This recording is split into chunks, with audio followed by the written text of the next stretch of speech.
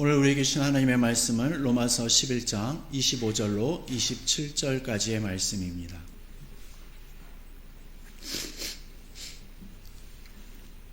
로마서 11장 25절로 27절까지의 말씀입니다.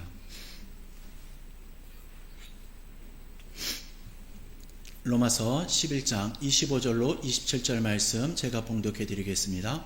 형제들아, 너희가 스스로 지혜 있다 하면서 이 신비를 너희가 모르기를 내가 원하지 아니하노니, 이 신비는 이방인의 충만한 수가 들어오기까지 이스라엘에 더러는 우둔하게 된 것이라. 그리하여 온 이스라엘이 구원을 받으리라. 기록된 바 구원자가 시온에서 오사 야곱에게서 경건하지 않은 것을 돌이키시겠고, 내가 그들의 죄를 없이 할 때에 그들에게 이루어질 내 언약이 이것이라 한 것 같으니라. 아멘. 이 말씀은 살아계신 하나님의 말씀입니다. 기도하겠습니다. 하나님 아버지, 이 시간 주님의 말씀을 사모하며 주님의 말씀에 듣는 마음을 열고 주님의 말씀을 경청하길 원합니다. 주님, 이 시간 주님께서 말씀하여 주시고 주님의 말씀이 들려질 때마다 우리의 마음속에 화답하는 기쁨이 넘쳐나게 하시고 결단이 있게 하시고 주님의 뜻을 이루어갈 수 있는 다짐이 넘쳐나게 허락하여 주시옵소서. 주님께서 모든 것 말씀하여 주실 때 기쁨으로 받기를 소망하오며 예수 그리스도의 이름으로 기도드리옵나이다. 아멘. 오늘 설교 제목은 이스라엘이 회복될 때라는 제목입니다. 오늘의 이야기는요, 단지 한 민족의 이야기가 아닙니다. 오늘의 이야기는요, 우리 모두의 이야기이며 또한 하나님의 신실하심에 대한 이야기입니다. 오늘 설교 제목이 이스라엘이 회복될 때라고 말씀을 드렸죠. 이 말 속에는요, 오랜 기다림이 담겨져 있고요, 또 눈물과 아픔이 담겨져 있습니다. 무엇보다도 하나님의 오래 참으심과 소망이 담겨져 있는 말씀이죠. 어떤 분에게서 이러한 이야기를 들은 적이 있습니다. 이스라엘 전쟁이 발발하기 몇 해 전에 그 땅을 다녀온 분의 이야기였는데, 겉으로 보기에 그 땅은 아주 평온해 보였다고 합니다. 사람들은 일상을 살아가고요, 또 도시는 분주했고, 그리고 관광객들도 많았다고 합니다. 그런데 그분은 겉은 평온했지만 속은 술렁이고 있었다라고 말을 했습니다. 눈에 보이지 않는 긴장감, 또 말로 설명하기 어려운 어떠한 흐름, 마치 땅 밑에서 무언가가 움직이고 있는 것 같은 그러한 느낌이었다라고 했습니다. 그 술렁임의 중심에는요, 이스라엘이라는 이름이 있었고 또 회복이라는 단어가 있었다라고 합니다. 그렇다면 사람들은 왜 이토록 이스라엘의 회복에 주목하는 것이겠습니까? 왜 이 작은 나라의 이야기가 전 세계의 신앙이들의 마음을 흔드는 것이겠냐라는 거죠. 그 이유를 사도 바울은 비밀이라는 단어로 설명을 합니다. 바울은 말을 합니다. 이것은 사람들이 쉽게 알 수 있는 이야기가 아니고 하나님께서 감추어 두셨던 이야기라고 말이죠. 이스라엘이 이 일부가 완악해진 이유, 그 시간의 의미, 그 끝에 나타난 하나님의 계획, 이 모든 것이요, 하나님의 큰 그림 속에 들어 있었다라는 겁니다. 바울은 이 비밀을 말을 하면서 아주 중요한 하나의 기준을 제시를 합니다. 그것은요, 이방인의 충만함이라는 개념입니다. 다시 말해서 하나님의 구원의 역사는 이스라엘만의 이야기로 끝나지 않는다라는 겁니다. 하나님은 처음부터 모든 민족을 마음에 두고 계셨습니다. 아브라함을 부르실 때부터 이미 모든 민족을 향한 복의 통로를 계획하셨던 겁니다. 이건요, 어찌 보면 당연한 것이라 말을 할 수도 있겠죠. 왜냐하면 사람 중에 하나님으로부터 지음받은 피조물이 아닌 사람은요, 아무도 없기 때문입니다. 그 중에 이스라엘은 선택되어졌습니다. 그러나 독점하도록 선택된 것이 아니라 흘려보내도록 선택된 민족이었던 겁니다. 근데 이 과정 속에서 이스라엘은 이해할 수 없는 길을 걷게 됩니다. 메시아가 오셨는데 그 메시아를 알아보지 못했습니다. 또 구원을 기다렸는데 정작 구원이 눈앞에 왔을 때 그 길을 거절했습니다. 이것이 바울이 말하는 완악함인 겁니다. 완악함은요, 마음이 나쁘다라는 뜻이 아닙니다. 완악함이라는 것은요, 하나님의 방식보다 자신의 방식을 더 붙드는 태도입니다. 믿음보다 행위를 의지하고요, 은혜보다 자랑을 선택하는 마음인 겁니다. 바울은 바로 이 지점을 아주 다르게 이야기를 합니다. 이스라엘은 하나님을 사랑했고 율법을 사랑했고 거룩을 사모했습니다. 그런데 그 모든 열심이 예수 그리스도를 향하지 않았을 때 오히려 걸림돌이 되었습니다. 라는 거죠. 하나님 앞에 서는 길은 언제나 믿음의 길이어야 했는데 그들은 공로의 길을 선택했다라는 겁니다. 이 이야기를 들으면서 우리는 결코 이스라엘을 정죄할 수 없습니다. 왜냐하면 이 이야기는 곧 우리의 이야기이기 때문입니다. 우리 역시 하나님의 은혜를 알면서도 어느 순간 우리는 내가 쌓은 것, 또 내가 이룬 것, 내가 지켜낸 것으로 하나님 앞에 서려고 할 때가 있기 때문이죠. 바울이 말하는 이스라엘의 회복은 단순히 한 나라가 강해지는 이야기가 아닙니다. 약속의 땅을 되찾는 이야기만도 아니라는 거죠. 그 회복의 중심에는 한 가지 분명한 조건이 있습니다. 바로 죄가 되는 회복, 마음이 새로워지는 회복, 하나님과의 관계가 회복되는 회복인 겁니다. 그래서 바울은요, 이사야의 말씀을 인용을 합니다. 구원자가 시온에서 오셔서 경건하지 않은 것을 돌이키신다라는 말씀. 죄를 없이 하실 때 언약이 이루어진다라는 말씀. 이 회복은요, 정치적 사건이 아니라 영적 사건입니다. 군사력의 회복이 아니라 마음의 회복이라는 거죠. 이사야 선지자는 그날이라는 표현을 반복해서 사용을 합니다. 그날이라는 것은요, 사람이 정하는 날이 아닙니다. 하나님이 정하시는 날입니다. 그날에 남은 자가 회복되어지고 예루살렘이 새로워지며 하나님의 거룩이 드러난다라고 말을 합니다. 이스라엘은 이 소망을 품고 수천 년을 살아왔습니다. 그리고 하나님은 그 소망을 예수 그리스도 안에서 이미 시작하셨습니다. 그러나 아직 완성되지 않았습니다. 그러기에 우리는요, 이미와 아직 이 사이를 살아가고 있는 겁니다. 사랑하는 성도 여러분, 오늘 여기까지의 이야기는 한 가지 질문으로 우리를 이끕니다. 하나님은 왜 이렇게 오래 기다리실까? 왜 이렇게 복잡한 길을 선택하실까? 그 대답은 하나님의 마음에 있습니다. 하나님은 아무도 멸망하지 않기를 원하십니다. 한 사람도 빠짐없이 돌아오기를 기다리십니다. 이스라엘의 회복을 기다리시는 하나님은요, 지금도 이방인의 충만함을 기다리고 계십니다. 그 기다림 속에는 바로 우리의 이름도 들어있는 겁니다. 사랑하는 성도 여러분, 이스라엘의 회복 이야기는요, 성경 속 예언에서만 머물지 않습니다. 이 이야기는 역사의 한가운데에서 실제로 흘러왔고요, 지금도 진행 중입니다. 그래서 이 이야기는요, 더 무겁고 더 조심스럽고요, 더 기도하는 마음으로 다루어야 합니다. 어떤 분에게서 들은 이야기인데요, 그분은 이스라엘이 왜 이렇게 무서운 나라처럼 느껴졌는지 이것에 대해서 설명을 했습니다. 무서움이 느껴진 이유, 그건요, 군사력이 강해서도 아니고 기술이 뛰어나서도 아니었다고 합니다. 그 땅에는요, 이해할 수 없는 끈질김이 있었다라고 합니다. 망해도 다시 일어나고요, 흩어져도 다시 돌아오고요, 수천년이 지나도 자기 정체성을 잃지 않는 민족, 그 자체가 역사 속에서 거의 기적과도 같다라는 겁니다. 사실 역사적으로 보면요, 조국을 떠난 민족이 100년 이상 지나가지고 다시 돌아온 사례는 없습니다. 그런데 이스라엘이라는 이 민족은요, 무려 2000년 동안 전 세계로 흩어졌습니다.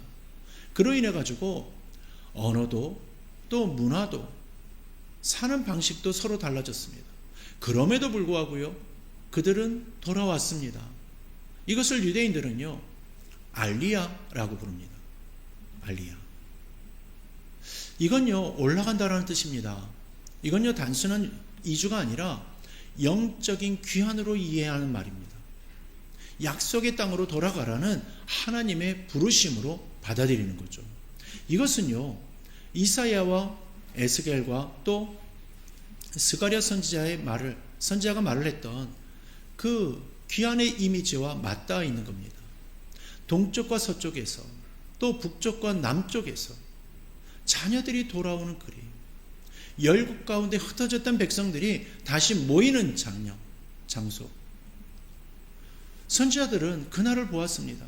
그리고 그날을 그날에 바로 하나님의 거룩이 드러나는 때로 보았던 겁니다. 에스겔은 말을 합니다.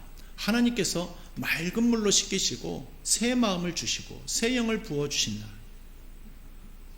그날은 단순한 귀환이 아니라 정결케 하시는 날인 겁니다. 땅으로 돌아오는 것보다 하나님께로 돌아오는 것이 먼저입니다. 그러나 사랑하는 성도 여러분, 여기에서 우리는요, 아주 중요한 질문을 던져야 합니다. 지금 일어나고 있는 이스라엘의 귀환이 곧바로 선지자들의 예언이 완전히 성취되었는가? 예루살렘이 다시 세상의 중심이 되고 메시아 왕국이 이루어졌다고 말을 할 수 있는가 하는 겁니다. 바울의 대답은 아니오죠. 아직이라는 겁니다. 바울은 분명히 말을 합니다.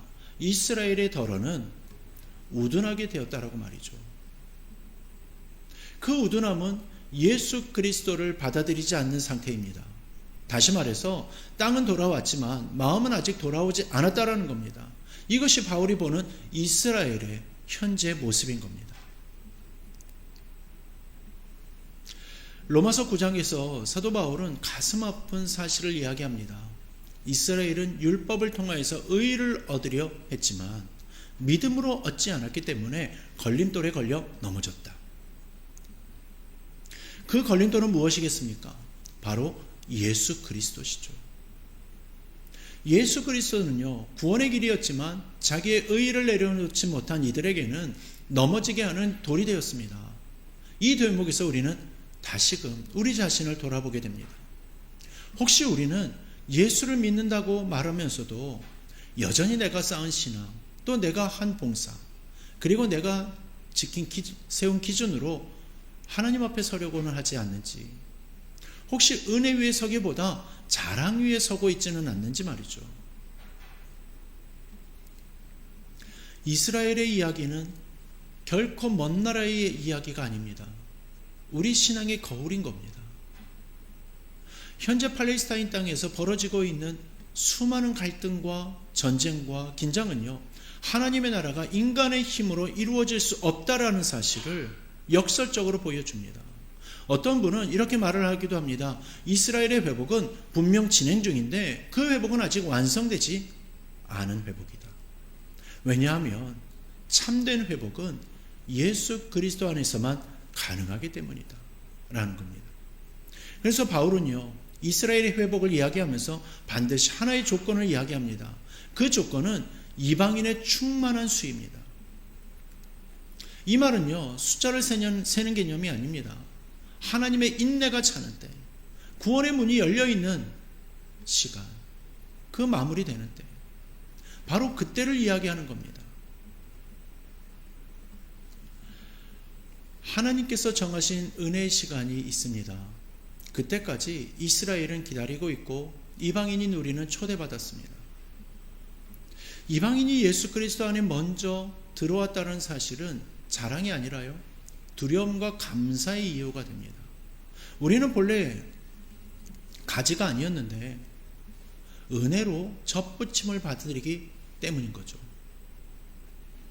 사랑하는 성도 여러분, 하나님은 한쪽을 버리고 다른 쪽을 선택하시는 분이 아닙니다.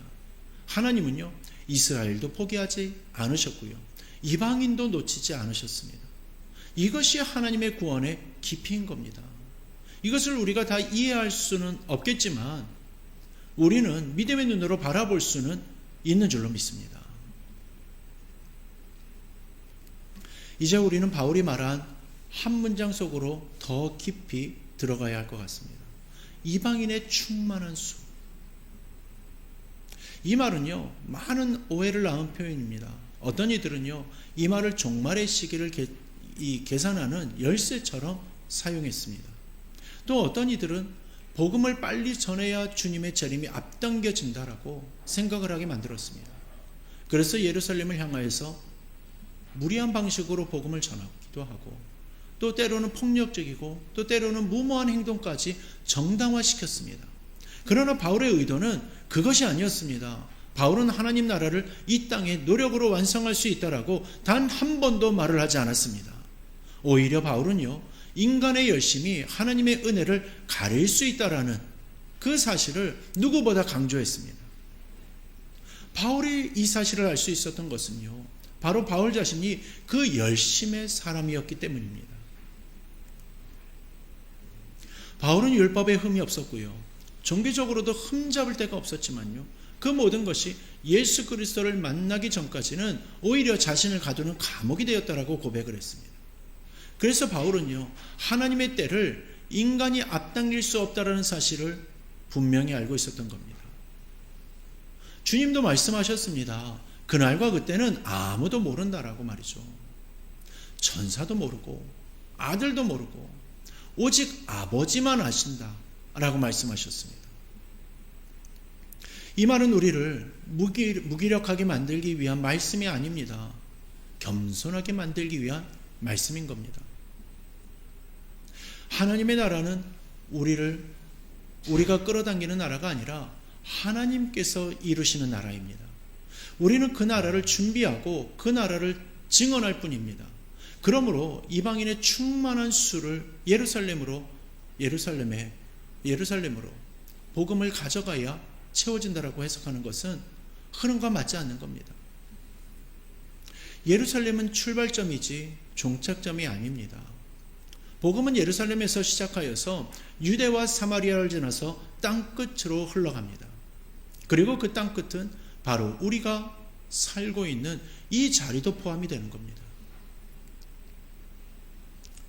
우리가 복음을 전하는 이유는요, 종말을 앞당기기 위해서가 아닙니다. 한 영혼을 향한 하나님의 마음을 알기 때문입니다. 하나님은 아직도 기다리고 계십니다. 아직도 돌아오지 않는 한 사람 때문에 아직 문을 닫지 않으신 겁니다. 그 기다림 속에서 이스라엘도 기다리고 있고요, 이방인인 우리도 불려온 겁니다. 그래서 이스라엘의 회복은요, 단절의 이야기가 아니라 연결의 이야기인 겁니다. 이스라엘이 회복될 때 이방인은 밀려나는 것이 아니라 함께 기뻐하게 됩니다. 그리고 이방인이 충만해질 때 이스라엘은 버려지는 것이 아니라 다시 불려짐을 받게 되는 겁니다. 이것이 하나님의 구원의 신비인 줄로 믿습니다. 이 지점에서 우리는 다시금 삶의 자리로 돌아와야 합니다. 이스라엘의 회복을 이야기하면서 우리는 종종 역사와 정치와 종말론에만 머무릅니다. 그러나 바울은 이 모든 이야기를 통해서 로마 교회의 성도들에게 아주 실제적인 권면을 하고 있습니다. 그 권면의 내용은 바로 교만하지 말라라는 겁니다. 또한 자랑하지 말라는 겁니다. 그리고 우리가 서 있는 것은 은혜의 덕분에 서 있는 것이니까 떨어질 수도 있음을 기억하라 라는 겁니다. 이스라엘이 넘어졌다고 해서 우리가 더 낫기 때문이 아닙니다. 우리가 믿게 된 것은 전적으로 은혜입니다. 그러므로 다른 사람을 판단할 권리는 우리에게 없습니다. 오히려 두려움과 감사로 하나님 앞에 서야 합니다. 혹시 지금 우리의 신앙은 어떠한 모습입니까? 하나님의 일하심을 기다리기보다 내가 무언가를 해야만 하나님이 움직이실 것처럼 조급해하고 있지는 않습니까? 하나님의 때를 신뢰하기보다 내 계산으로 미래를 재단하고 있지는 않습니까? 이스라엘의 회복 이야기는요, 우리의 기다리는 신앙을 가르쳐 줍니다. 기다림은요, 아무것도 하지 않는 것이 아닙니다. 기다림은 신뢰 속에서 오늘을 충실히 살아가는 겁니다. 맡겨진 자리에서 복음을 살고 또한 사랑을 실천하며 은혜를 흘려보내는 겁니다. 사랑하는 성도 여러분, 이제 우리는요, 이스라엘의 회복이라는 긴 이야기를 마지막 소망의 자리로 가져갔으면 좋겠습니다. 바울이 말한 이스라엘의 회복은 결코 두려운 이야기가 아닙니다. 종말의 그 공포를 자극하는 이야기도 아니고요, 정치적 긴장을 부추기는 이야기도 아닙니다. 오히려 이 회복의 이야기는 하나님의 신실하심을 증언하는 이야기입니다. 사람은 실패해도요, 하나님은 실패하지 않으신다라는 그 이야기인 거죠. 이스라엘은 수없이 넘어졌습니다. 불순종했고 우상을 섬겼고요, 선지자의 말을 듣지 않았고 또한 마침내 메시아까지 거절했습니다. 그런데도 하나님은요, 이스라엘을 포기하지 않으셨습니다. 이 사실 하나만으로도요, 우리는 가슴이 뜨거워져야 합니다. 왜냐하면 이 이야기는 곧 우리의 이야기이기 때문입니다. 우리 역시 하나님 앞에서 얼마나 자주 넘어집니까? 말씀을 알면서도 다르게 살고요, 은혜를 경험하면서도 쉽게 잊어버리고요, 순종을 결단했다가도 다시 옛길로 돌아갈 때가 얼마나 많습니까? 그런데 하나님은 우리를 포기하지 않으십니다. 이스라엘을 향한 하나님의 태도는 곧 우리를 향한 하나님의 태도인 겁니다. 바울은 말을 합니다. 하나님의 은사와 부르심에는 후회하심이 없다라고 말이죠. 하나님은 한 번 택하신 백성을 끝까지 붙드시는 분이십니다. 그 사랑은 사람의 신실함에 달려있지 않고요, 하나님의 그 성품에 달려있는 겁니다. 그래서 이스라엘의 회복은 어느 날 갑자기 이루어질 정치적 사건이 아니라 오랜 시간에 걸쳐서 하나님의 인내와 사랑이 차곡차곡 쌓여가는 과정 속에서 이루어지게 될 역사인 겁니다. 우리는 그 과정을 지금도 보고 있습니다. 완성은 아니겠지만 하나님은 지금도 일하고 계십니다. 그렇다면 이 말씀은요, 오늘 우리들에게 무엇을 요구합니까? 오늘 말씀은요, 이스라엘을 해석하라고 요구하지 않습니다. 종말의 시기를 계산하라고 요구하지도 않습니다. 이 말씀은 우리에게 하나님을 신뢰하라라고 요구합니다. 하나님의 구원 계획은 우리가 다 이해할 수 없을 만큼 깊고도 넓습니다. 그러나 한 가지는 분명합니다. 하나님은 지금도 구원하고자 일하고 계신다라는 겁니다. 지금도 기다리고 계신다라는 거죠. 지금도 돌아오기를 원하고 계신다라는 겁니다. 베드로 사도는 말을 합니다. 주님의 약속이 더딘 것이 아니라 아무도 멸망하지 않기를 원하셔서 오래 참으시는 것이다 라고 말이죠. 이 말씀이야말로 이스라엘의 회복을 바라보는 가장 바른 시선인 겁니다.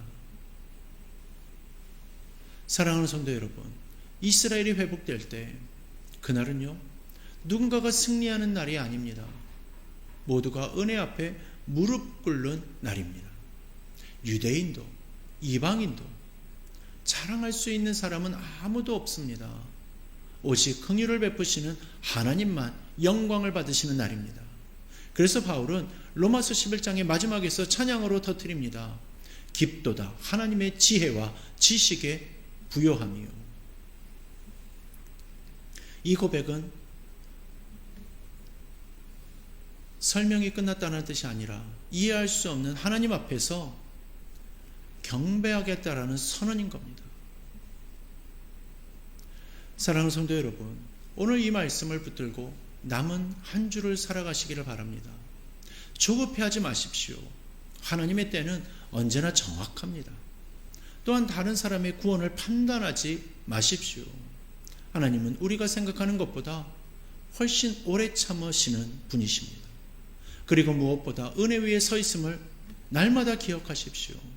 이스라엘의 회복을 기다리시는 하나님은 지금도 우리의 회복을 기다리고 계십니다. 상한 마음, 지친 신앙, 메마른 기도, 그 모든 것을 가지고 하나님께 돌아오라고 오늘도 우리를 부르고 계시는 겁니다. 이스라엘이 회복될 때 그날의 빛은 이미 우리에게 비추고 있습니다. 그 빛 가운데서 소망으로 살아가는 저와 여러분들이 되기를 주님의 이름으로 축원합니다. 우리 이 시간 말씀을 붙들고 함께 기도하기를 원합니다. 먼저는 내가 아무 공로 없이 받아 누리는 은혜 위에 서 있음을 잊어버리고 지내왔던 모습들을 회개하고요. 이후에 내가 값없이 베푸신 은혜를 누리며 살고 있음에 감사의 고백이 있기를 원합니다. 또한 하나님의 구원 계획을 우리 마음대로 판단하지 않게 해달라고, 또한 하나님의 구원 계획은 하나님의 뜻에 따라 이루어지기를 구하며 모든 것 주님께 맡기고 우리는 내게 주어진 사명만을 굳게 붙잡고 증인의 삶 살겠다고 결단의 기도를 올려드리기를 원합니다. 다 같이 조용히 그리고 간절히 기도하며 회개하며 결단하는 기도를 주님 앞에 올려드리겠습니다. 기도하겠습니다.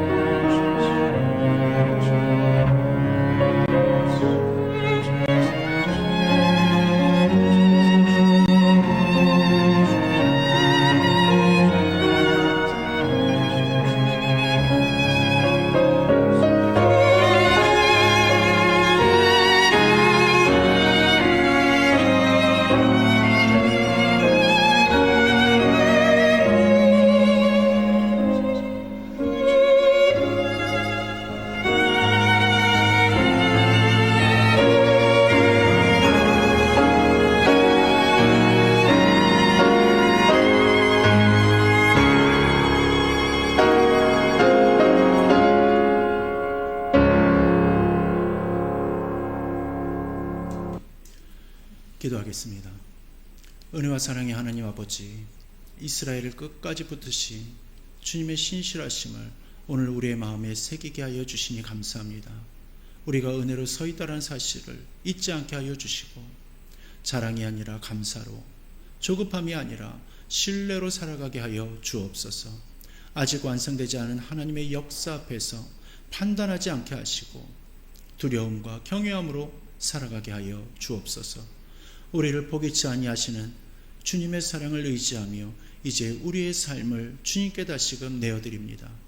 긍휼히 여기시며 인도하여 주옵소서.